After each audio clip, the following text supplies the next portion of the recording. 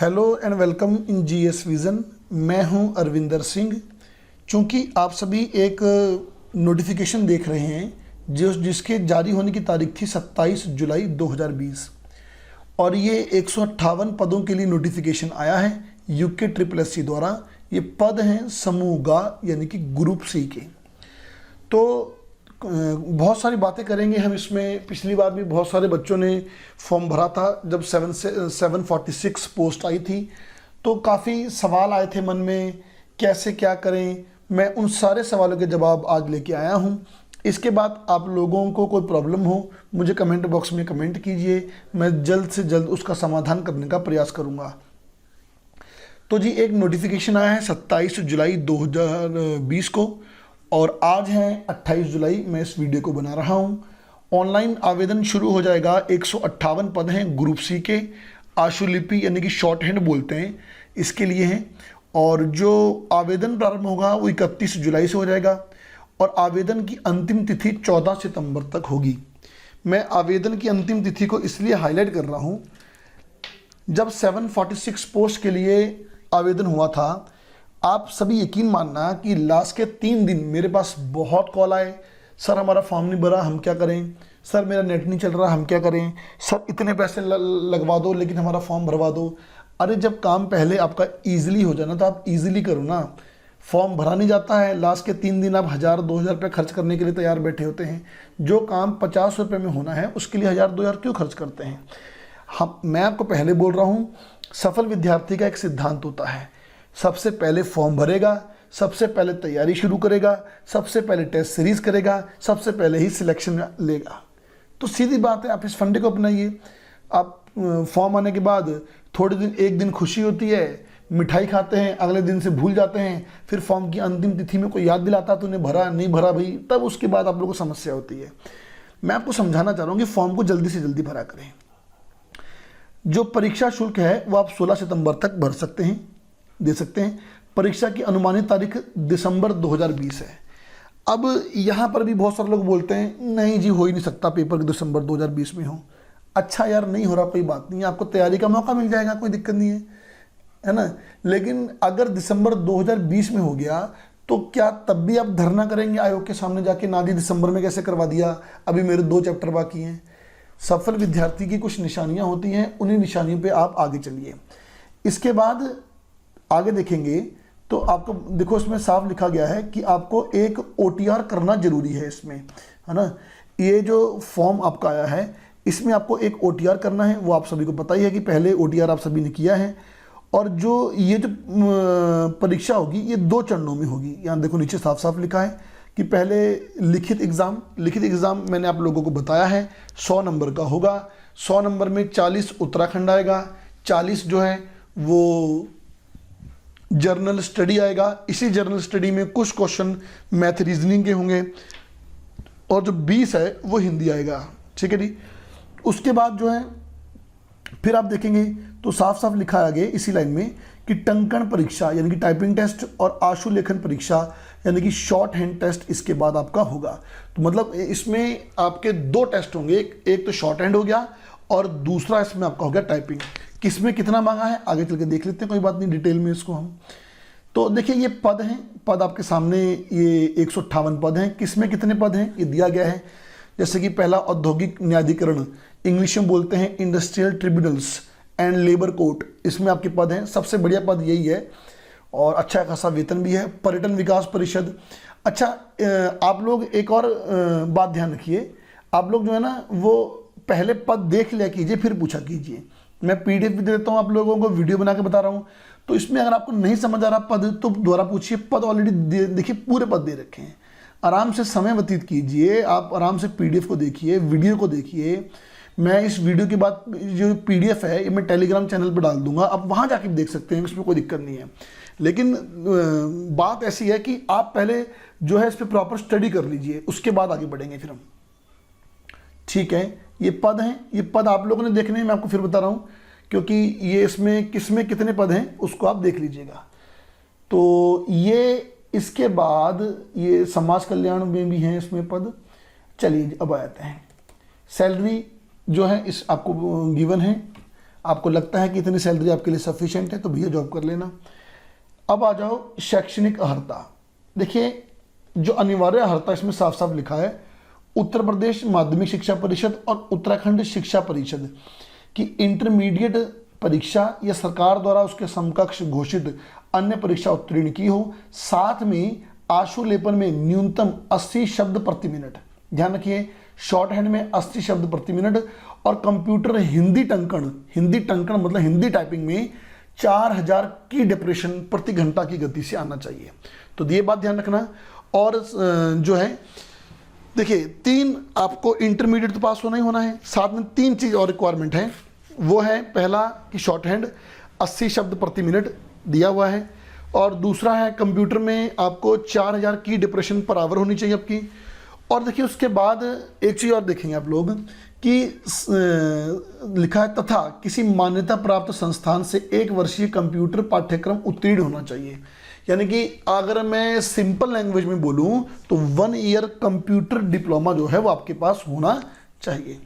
तो अब होगा क्या कि पहले एक रिटन एग्ज़ाम होगा, रिटन एग्ज़ाम के बाद जो है वो आपका ये जो शॉर्ट हैंड और जो हिंदी टाइपिंग है ये होगा, और उसके बाद जो होगा आप बाद में जब वेरिफिकेशन भी होगा तब आपका एक क्रॉस चेक होगा, जो कंप्यूटर डिप्लोमा है आपका क्रॉस चेक भी होगा बाद में।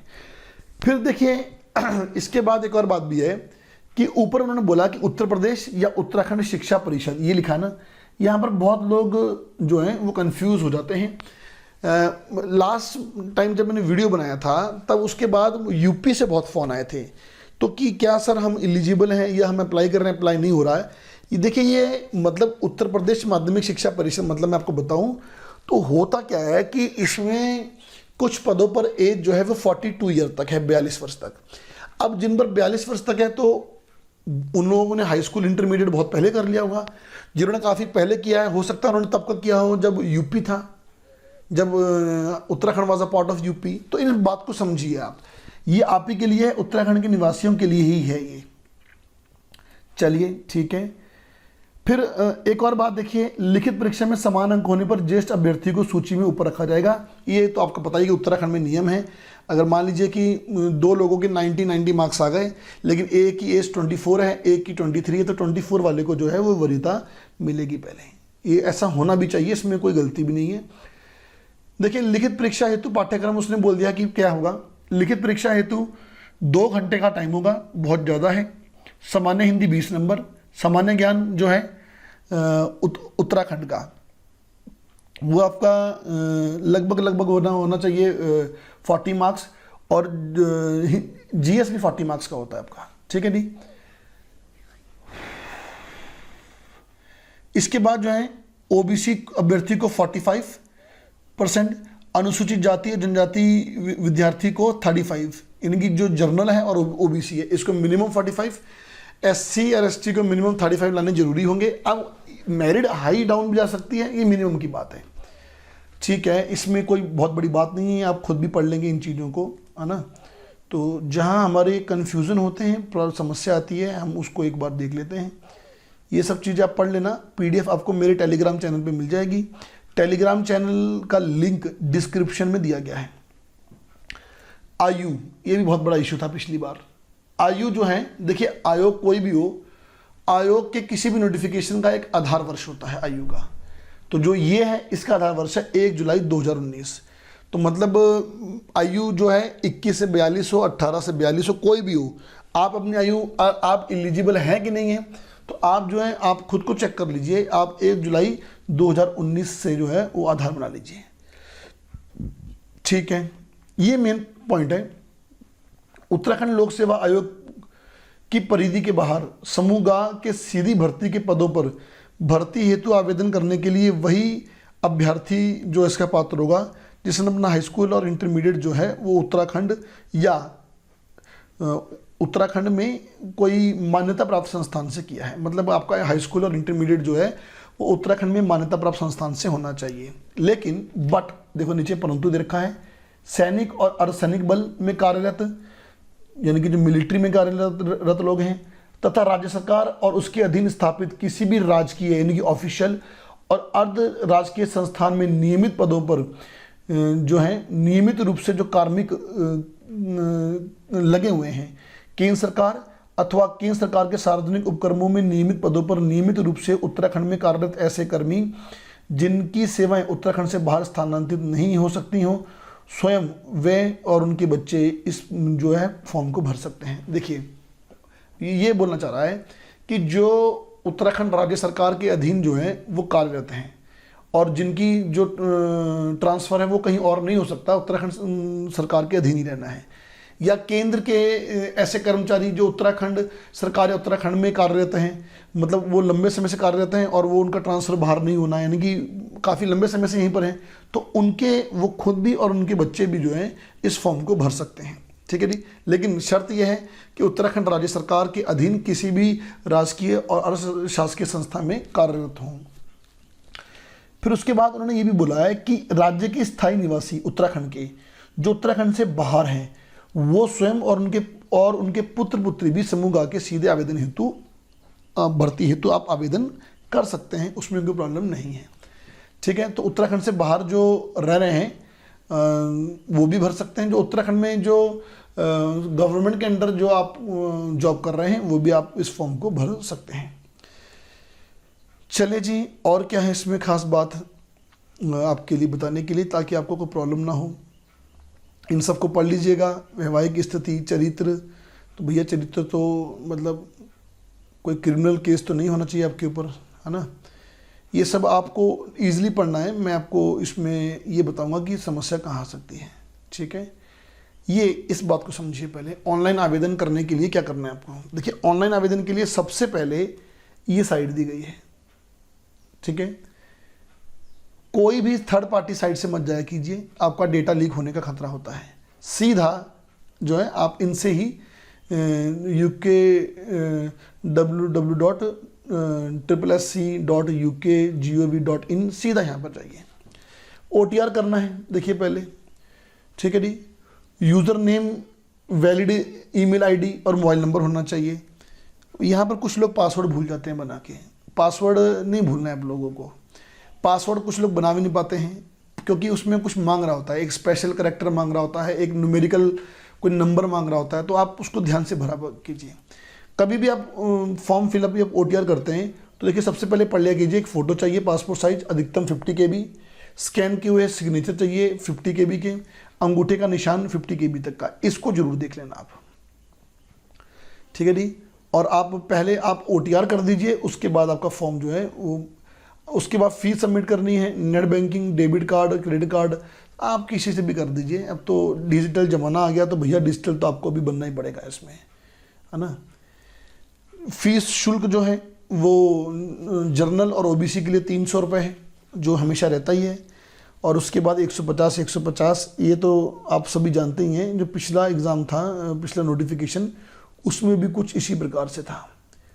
और मैं आपके काम की बात इसमें जो बता सकता हूँ, ये पूरी PDF को पढ़ लेना एक बार। मैं बता रहा हूँ फिर से, PDF पढ़ के ही फॉर्म भरा कीजिए और इसके बाद ही आप एग्ज़ाम दिया कीजिए। तो ये तो था ये आपका जो नोटिफिकेशन है। तो लास्ट में मैं आपको एक बात ज़रूर बोलना चाहूँगा कि देखिए, जो सिलेक्शन लेने वाला विद्यार्थी है वो सबसे पहले फॉर्म भरता है, सबसे पहले तैयारी शुरू करता है और सबसे टॉप पर भी आता है अच्छे नंबर लाके। जिसको नहीं लेना सिलेक्शन, वो पहली बात तो फॉर्म नहीं भरेगा। फॉर्म भर लिया तो अपना आधा समय व्यतीत कर देगा, पेपर नहीं होगा ये बात बोलने में। वो खुद भी मेंटालिटी बना लेगा कि पेपर नहीं होगा और दूसरों को बोल देगा कि पेपर नहीं होगा। दूसरे भी कुछ दलदल में घुस जाते हैं, पेपर नहीं होगा।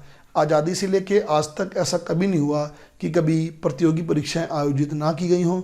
मैं इस बात को ज़रूर मानूंगा कि प्रतियोगी परीक्षाओं में परिस्थितियों वश देरी जरूर हुई है, लेकिन प्रतियोगी परीक्षाएं जरूर आयोजित होती रही हैं, आगे भी होती रहेंगी। सफल विद्यार्थी की निशानी जो होती है वो एक पेशेंस होता है। पेशेंस के संग लगे रहिए, सफलता आपको जरूर मिलेगी।